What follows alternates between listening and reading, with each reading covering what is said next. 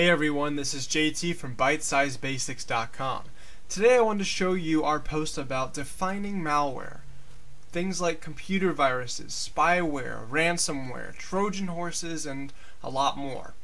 There is a distinction between the different forms of malware, and knowing each one of them may help you fight it or even determine the damage that's done to your computer. And this video and information listed on the website is for general information purposes only. So, let's get started. What is malware? Malware is just this big, encompassing term for any kind of software that has a malicious intent to it, thus, malware.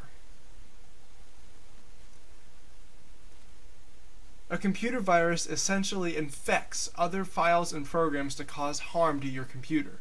They're often spread from malicious or bad email attachments. However, they're also mistaken for pretty much every other kind of malware.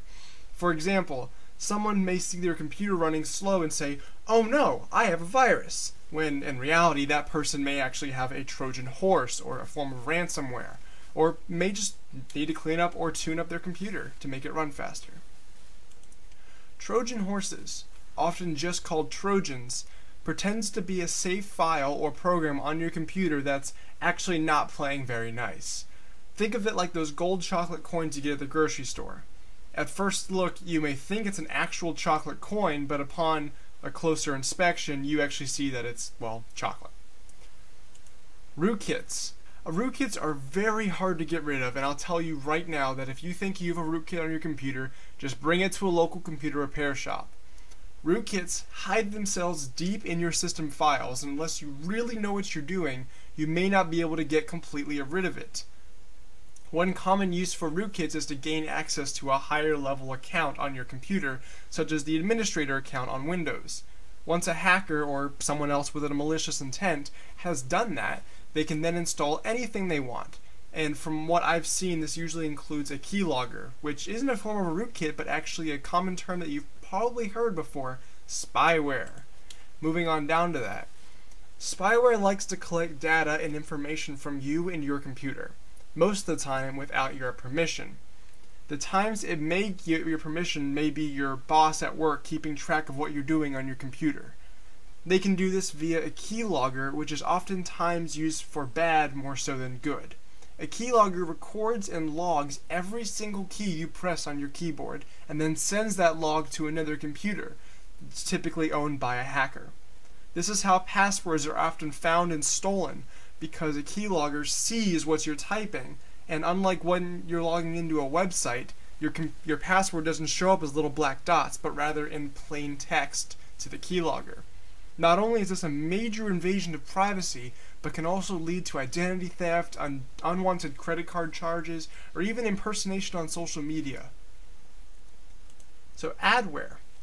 Adware most times is not really malicious, but some forms of it are. It comes bundled with other kinds of software, and you can stop the installation of it by just clicking the decline or no thanks button when you're installing another program that you don't want to install. That's really about it. Worms. A computer worm has the ability to replicate itself. This means that it can copy itself onto your computer, send it out to all of your email contacts, and then to all of your contacts, and so on and so forth. Worms take advantage of known network and computer vulnerabilities and use them to replicate. This is why it's so important to stay on top of mandatory Windows updates and individual program updates. Ransomware. Ooh. Ransomware is a nasty piece of malware that will quite literally hold all of your precious family photos, business documents, vacation videos, and anything else you have for ransom. Typically, the ransom is asked for in the form of bitcoins, which is an online currency. If you don't pay, you never see your files again. However, and I repeat, however, please do not pay the ransom. Instead, just take it to a local computer repair shop and see if they can recover your files. There is absolutely no guarantee that the ransomware will give your files back after you pay. And that has happened before. People will pay and they don't see their files still, and then they're angry.